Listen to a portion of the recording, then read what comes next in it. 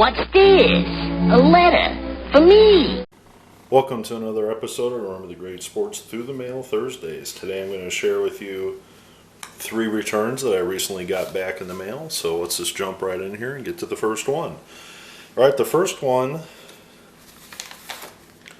is returned from former St. Louis Cardinal / Los Angeles Angel, California Angel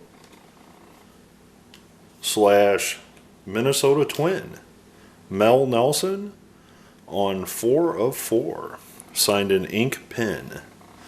So Mel Nelson, a left-handed pitcher from California, was signed by the St. Louis Cardinals, and in 1956 made his professional debut in the Cardinals minor league system at the age of 20. He worked his way up through the Cardinals system all the way through 1960, where he appeared in 2 games with the Cardinals. He also spent some time with the Los Angeles Dodgers organization during the 1960 season. However, he was returned to the St. Louis Cardinals going into the 61 season, where he stayed in the minor leagues for the Cardinals through the 61 and 62 season. He was then later dealt in 1963 to the Los Angeles Angels. He appeared in 36 games for the Angels in 1963, starting 3 of their games, having a 2-3 record. After the 63 season, he was dealt to the Minnesota Twins, where he would spend all of 1964 in AAA for both the Angels and the Twins. However, in 1965, he would only spend 5 games in AAA and spend all, if not most of the season with the Minnesota Twins. With the Twins, he would be used primarily as a reliever. However, he did start 3 games that year out of the bullpen for the Twins. Well, 1966, Nelson found himself back in the minor leagues for the Twins' AAA affiliate. And in 1967, he spent the entire season in AAA, all except for 1 game up with the Twins that year. Well, after the 67 season, the Twins parted ways with him, and Nelson returned to the Cardinals organization and appeared in 18 games, posting a 2.91 ERA for the 1968 Cardinals, who would eventually go on to play in the World Series that year. Well, in 1969, he would only appear in 8 games, where he would struggle with the Cardinals that year. And after that season, after being released out of AAA, he would sign 1 more year with the Atlanta Braves, where he would finish out playing the 1970 season for the Braves' AAA affiliate. So, in total, Nelson pitched in 6 different seasons in the major leagues, parts of 6 different seasons.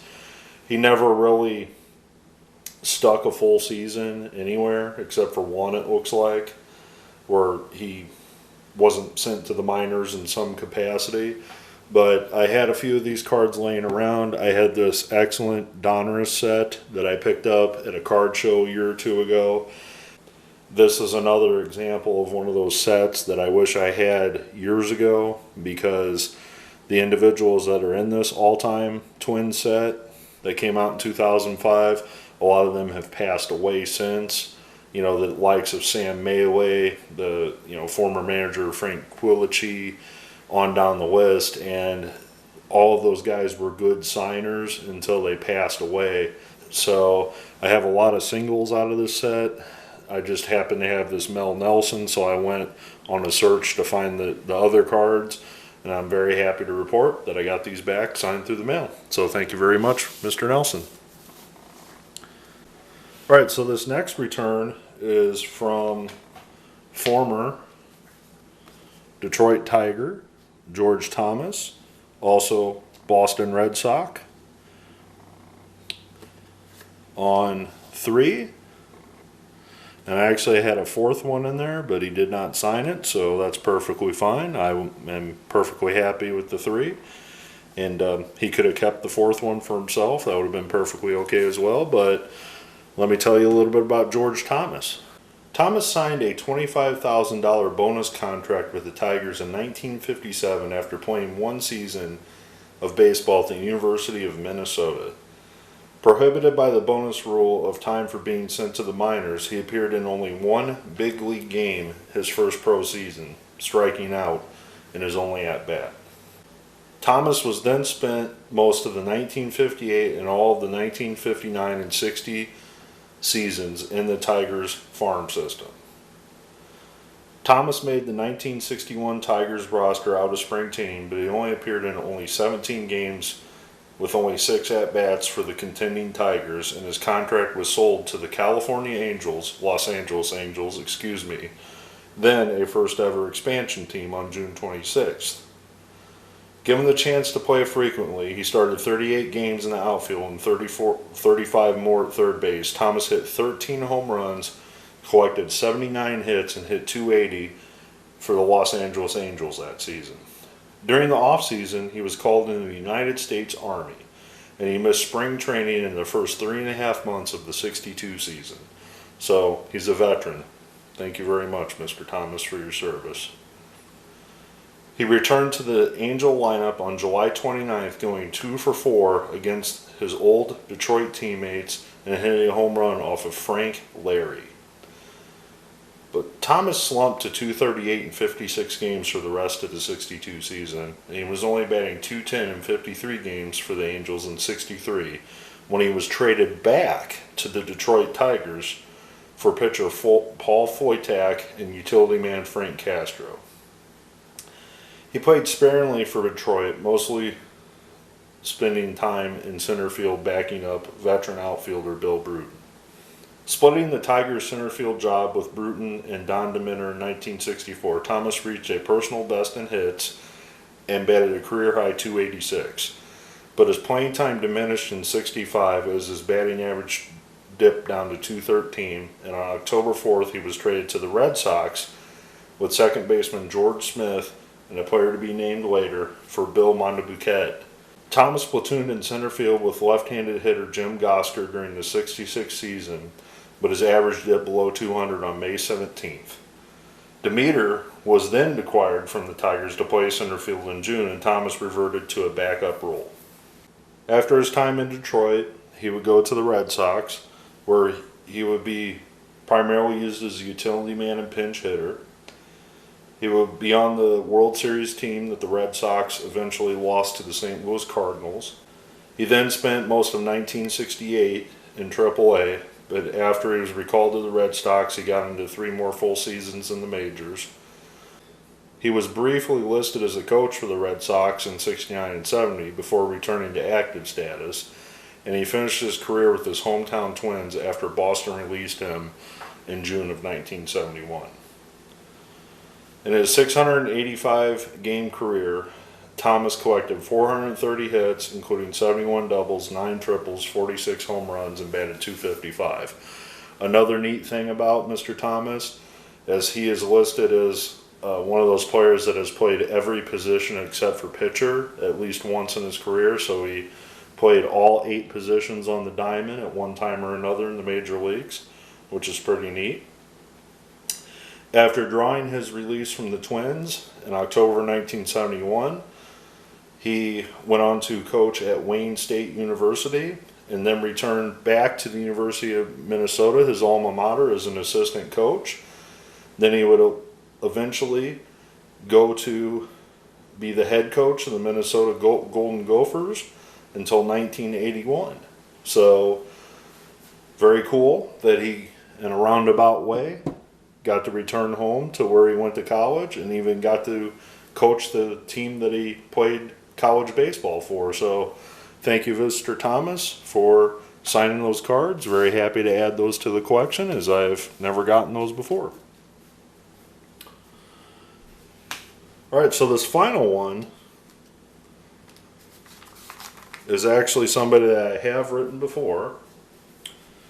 And I picked up a few more of these, and this is Mr. Ron Hansen, better known as Rookie of the Year, Ron Hansen in 1960, and he actually inscribed 1960 Rookie of the Year.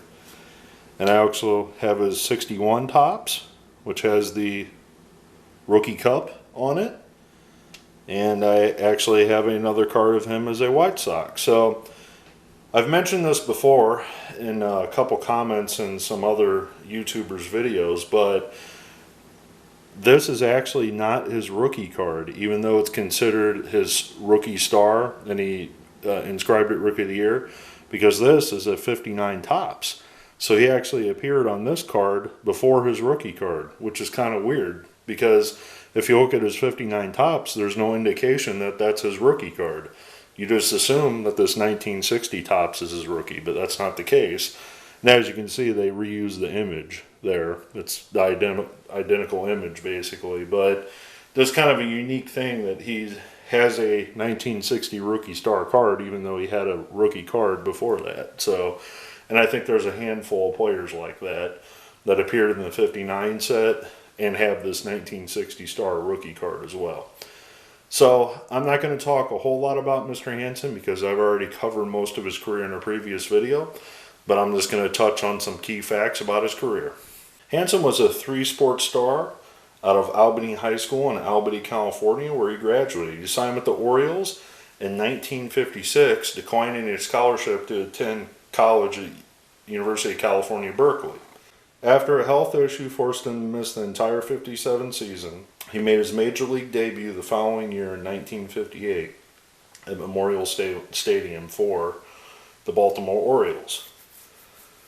Some injuries also hampered him that season, but the following year in 1960, Hansen surpassed all expectations by becoming an injury-free player in 1960 and eventually appearing in 153 games, having 22 home runs, 86 RBIs, 22 doubles, 5 triples, and a .255 batting average, eventually winning him the Rookie of the Year award. Hansen led the American League shortstops in double plays in 61, hitting 12 home runs, 51 RBIs, and 155 games the following year. In 1961, Hansen was recalled for military service, so another veteran. Before the 63 season, he was sent to the White Sox along with knuckleballer Hoyt Wilhelm in a trade that brought Louis Aparicio, a person who played the same position as him, to the Orioles. With Chicago, Hansen led the American League twice or more in double plays and 4 times in assists. In 64, Hansen posted career highs in batting average, hits, runs, and belted 20 home runs, which wasn't a career high, but he did post career high numbers in the other years.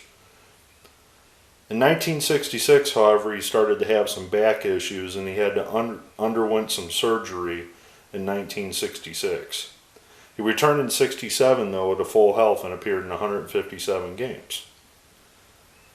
In 1968, Hansen was sent to the Senators as part of a 6-player trade, with infielder Tim Cullen being one of the players received by the White Sox.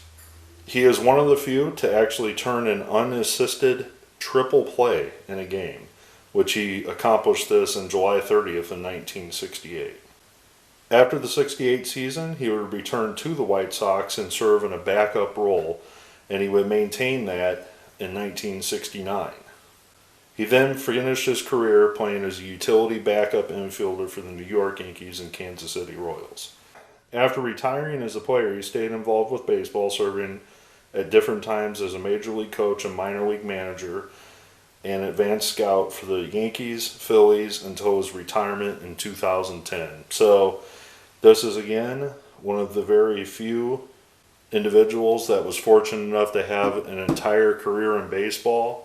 He worked all the way through 2010 in some capacity in the game. So as a player, as a minor league coach, manager, etc.